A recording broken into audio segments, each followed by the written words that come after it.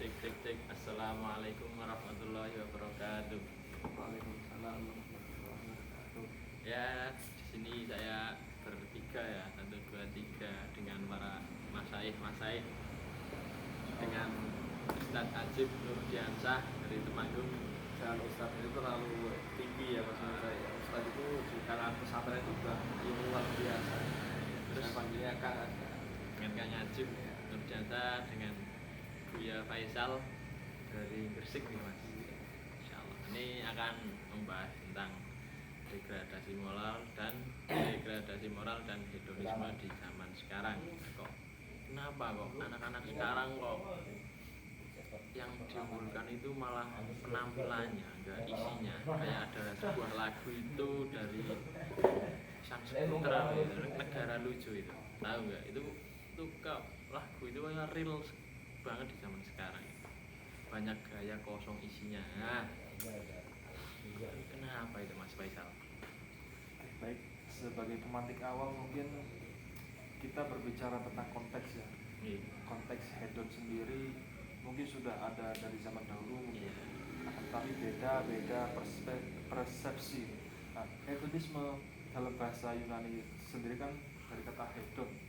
Jadi orang itu kayak kurang puas kayak atau mengikuti gaya, Iya. kayak tren gitu. Atau istilah sekarang fenomena FOMO juga itu bisa masuk. Nah, hedonisme sendiri kan konsumeritas tinggi itu definisi hedonisme.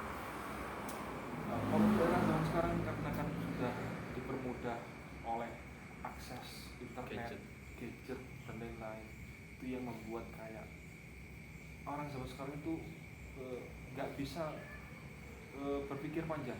Kayak misal kita ketika ingin membeli sesuatu atau apa, tinggal klik aja, Instan gitu. instan.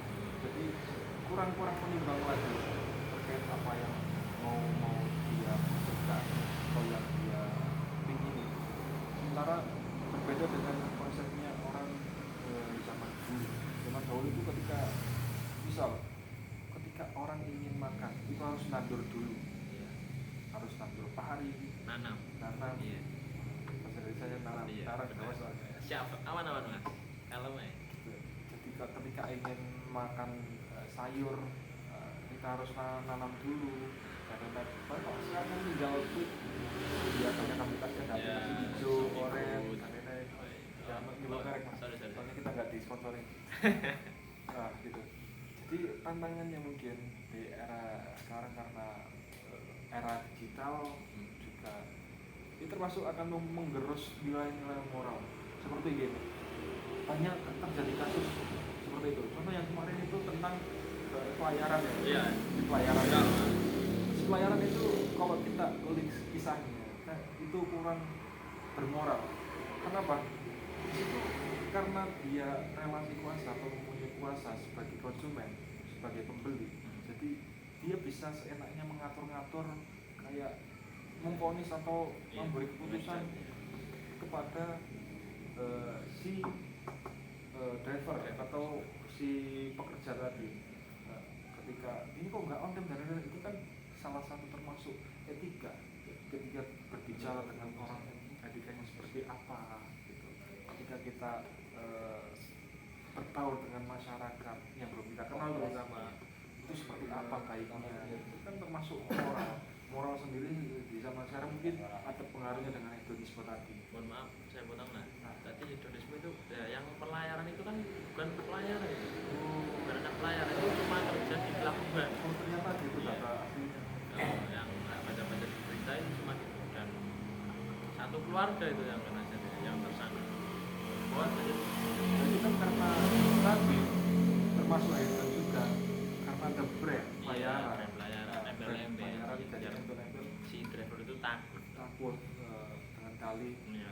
saya disiplin dan lain-lain, itu kan ibaratnya kayak menakut-nakut ibaratnya berbeda, kayak lebih menekankan label. Jadi ya mungkin untuk mengantisipasi hal seperti itu kita itu harus menanamkan nilai apa yang bisa kita ambil dalam agama Islam, mau menerima pandem bahasa Jawa, menerima apa input. Kalau kita terus terjebak algoritma kalau dalam zaman sekarang, ketika ada ini, wah kita mau beli, ada promo, wah kita mau beli. Jadi kita nggak bisa berpikir panjang apa manfaat yang akan kita dapatkan setelah memperoleh ini. Bisa diperkuat dalil-dalil dan ayat-ayatnya. Ya, ini saatnya kita tunggu-tunggu saat menarik. Ya, maaf sedikit ada iklan. Iya, nggak Monggo. apa-apa. Ini mungkin sebelum saya sharing ya, itu menurut Mas Hasan sendiri itu istilah hedonisme itu secara kalangan bahasa mudahnya itu artinya apa? Oh ya, yang saya tangkap hedonisme itu kayak anak-anak zaman sekarang itu pengen penampilan yang sangat wah, kayak ke sekolah wajib bawa motor aero, motor yang Jadi hampir menurut Mas Hasan itu hampir mirip dengan fenomena narkisme iya, itu ya, narkisme yang itu pengen yang dilihat. pengen dilihat, pengen diperhatikan. Sedangkan kita kalau misalnya lihatnya sekolah itu kan tinggal sekolah menuntut ilmu dengan baik benar menaati lah. Kayak zaman sekarang kan nggak apa-apa, HP-nya wajib pay dan Iya. lain-lain. Ya, mungkin fenomena seperti itu yang pernah saya baca dalam sebuah penelitian ya, itu merupakan sebuah penyakit, Mas. Tanda-tanda akhir zaman. Iya. Bukan, maksudnya sebuah penyakit yang diderita seseorang. Penyakit itu bukan hanya seseorang merasa keselamatan akan dirinya, tapi seseorang yang berperilaku tidak sesuai dengan orang lainnya itu sudah merupakan sebuah penyakit. Nah, yang namanya penyakit itu kan pasti akan ada yang namanya istilah selanjutnya itu cara mengatasi atau obatnya. Iya, benar. Atau pemicu penyakit itu timbul. Kalau pemicu penyakit itu timbul itu sudah dijelaskan ya sama Mas Faisal tadi ya, termasuk moralisme, terus serba instan. Nah, mungkin saya akan melihat itu sebagai penyakit dan cara menanggulanginya. Iya.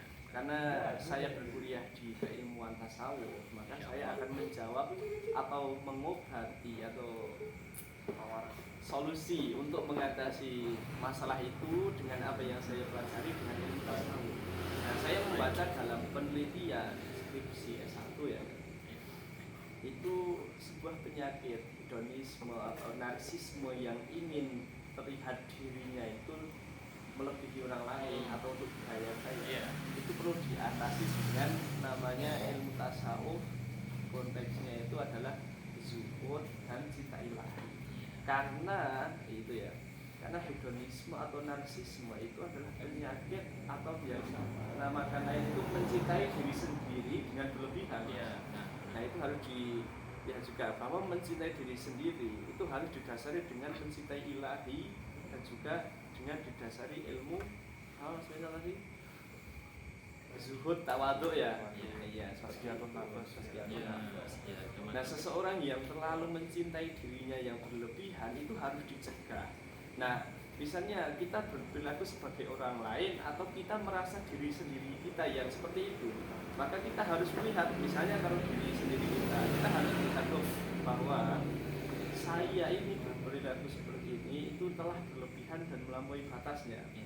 Nah, saya harus kembali lagi bahwa semuanya itu adalah karena Allah Subhanahu wa Ta'ala. Jadi harus diimbangi dengan cinta diri, itu harus diimbangi dengan cinta ilahi, seperti itu. Bahwa semuanya juga mencintai diri itu akan menimbulkan perasaan bahwa semuanya itu dari Allah Subhanahu wa Ta'ala. Seperti itu. Dan yang kedua itu adalah dengan ilmu kezuhudan. Nah, dari segi itu manusia itu harusnya tidak boleh keduniaan itu loh. Keduniaan itu bahasa Jawa itu enggak boleh sama sekali. Kurang baik. Maksudnya keduniaan itu bukan kita tidak boleh berkaya-kaya banyak, atau bukan sekedar misalnya menempatkan harta itu pada semuanya. Misalnya kita juga membutuhkan harta untuk membahagiakan orang tua, untuk memberikan adik yang masih sekolah, terus teman kita yang kesusahan, itu sangat boleh dan sangat dianjurkan. Tetapi untuk diri kita sendiri, untuk kesombongan itu tidak diperbolehkan. Itu. Terus kezuhudan apa kan? Kezuhud maksudnya rendah hati ya. Nah, dalam konsep mencintai diri sendiri secara berlebihan, kita harus menanamkan diri kita sendiri ilmu kezuhudan itu. kalau kita yang apa namanya tersindir oleh istilah itu loh Mas. Nah, gitu. Kita harus menanamkan sifat-sifat itu. Kalaupun kita melihat fenomena besar anak-anak sekarang, ya kita itu kan namanya orang Islam ya, dalam Islam itu diwajibkan untuk mengingatkan semampu kita. Misalnya itu teman dekat kita, itu kita nggih bagaimana caranya agar teman kita itu bisa lebih baik, kita harus sedikit-sedikit menyampaikan. Nah ini penting juga, nasihat untuk teman kita itu jangan menasihatinya di depan umum, tapi kita harus menarik ke ruang lebih sempit dan kita nasihati berdua. Itu pun juga misalnya kita ingin menasihati diri kita sendiri, atau jangan di tempat umum, tapi kita merenungkan diri sendiri di dalam kamar atau apa. Misalnya saya ini terlalu, HP saya ini terlalu mewah, saya merasa berdosa, itu namanya juga pamer itu. Begitupun juga dengan menasihati teman atau orang lain, kita tarik dulu ke ruang yang tidak ramai. Misalnya, kamu jangan seperti ini. Nah itu menasihati sedikit-sedikit, insya Allah nanti akan membuahkan hasil daripada kita terlalu fokus kepada khalayak banyak, dan itu akan sangat susah sekali. Terima kasih. Nah ini ada pertanyaan lagi, kayak yang tadi kita bahas kan hedonisme dan degradasi moral. Itu kan di zaman sekarang itu terjadi di anak-anak SMA, SMP. Apakah Iya. Iya, SMA, SMP, kuliah. Lalu balik SMP, SMA, kuliah. Nah, itu tapi kebanyakan anak-anak SMK Mas kalau di zaman sekarang. Kalau yang saya lihat itu seperti itu. Nah, apakah tasawuf itu sudah cocok atau perlu diterapkan pada masa-masa SMA? Sedangkan kalau kita lihat ya, anak-anak baru, utama apa itu anak-anak mahasiswa baru itu seperti yang saya lihat ya, miris ya. Nah, apa perlu penanaman tasawuf dari SMA itu, apakah perlu dan cocok? Mungkin saya dulu ya menjawab itu. Menurut saya itu sangat perlu, karena mengapa? Kita kan sudah mengenal istilah bahwa masa-masa terindah itu adalah masa SMA itu sendiri. Nah dalam masa terindah itu mungkin anak itu akan berpikir bahwa inilah momen terbaik dalam hidupku. Jadi mereka itu melakukan hal-hal yang melewati batas. Mungkin kalau dalam ranah mahasiswa itu akan kebanyakan lebih ke perenungan apa yang dilakukan dahulu, seperti itu. Nah jadi dalam momen SMA itu memang kita sangat perlu, atau misalnya kita punya saudara itu sebisa mungkin kita masukkan saudara-saudara kita ke tempat yang memang pengawasannya itu lebih apa ya, lebih bagus seperti itu. Misalnya kalau di luar SMK itu kan banyak anak-anak setelah keluar dari sekolah itu malah membentuk sekolah sendiri bersama teman-temannya itu loh.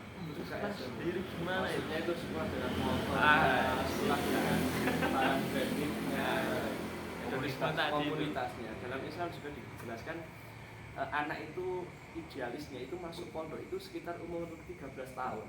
Kalau situasi rumah itu baik, misalnya orang tua itu baik-baik aja, terus apa namanya, keluarga lingkungan juga baik-baik aja, itu idealnya setelah 13 tahun. Berarti kan masuk SMP sudah mulai berpendidikan di pesantren sampai seterusnya. Terus juga kalau situasi rumah tidak baik, misalnya orang tua itu sering bertengkar, itu ya secepatnya setelah kejadian itu maka masukkanlah anak-anak besar. Itu seperti yang sudah saya ketahui dari pengalaman saya di pelajari hal-hal itu yang saya bisa sampaikan. Dari Mas Faisal mungkin sedikit tambahan, ketika kita mempersoalkan anak terutama generasi, kita juga harus tidak serta-merta menyalahkan anak itu. Kita juga, oh ini anak lahir dari mana? Maka ada pepatah yang bilang buah jatuh tak jauh dari pohonnya. Terus itu bisa dipatahkan dengan apa? Nasab tidak menentukan nasib. Tapi setidaknya kita itu bisa mendidik anak sejak mulai ibunya atau orang tuanya. Dalam sekali. Tapi perencanaannya sangat karena ada makalah juga yang berkata al-madrasah ula Al-Ummatul Ula. Al-Ummah itu madrasah ula. Jadi madrasah pertama anak adalah ibunya. Seperti kita halnya membibit tanaman, ketika tanaman itu sudah tinggi, itu susah untuk diluruskan. Tapi ketika tanaman itu ketika tanaman itu sudah kita patok dengan tiang atau ditali, itu kan tanaman akan tumbuhnya lurus. tumbuh lurus. Iya. Beda dengan yang enggak sama sekali dipatokin tiang dan lain-lain. Ketika nyoba meluruskan itu akan bengkok, akan patah. Nah, mungkin dari saya seperti itu. Ini tetap kita itu masih hanya kesalahan kata dan lain sebagainya, karena memang kita masih belajar menuju kesempurnaan itu luar biasa, sangat susah. Kita menghadapi satu poin permasalahan itu akan sulit, jadi Bersama-sama. masih banyak kesalahan gitu ya. Terima kasih atas pemaparan materi dari Kang Ajib dan Buya Faisal yang sangat bermakna ini. Ya, saya tutup, kurang lebihnya mohon maaf. Bila ada salah kata dari kami bertiga, bila ada benar kata dari Allah Subhanahu wa taala. Sekian, wassalamualaikum warahmatullahi wabarakatuh. Waalaikumsalam. Kucingnya enggak,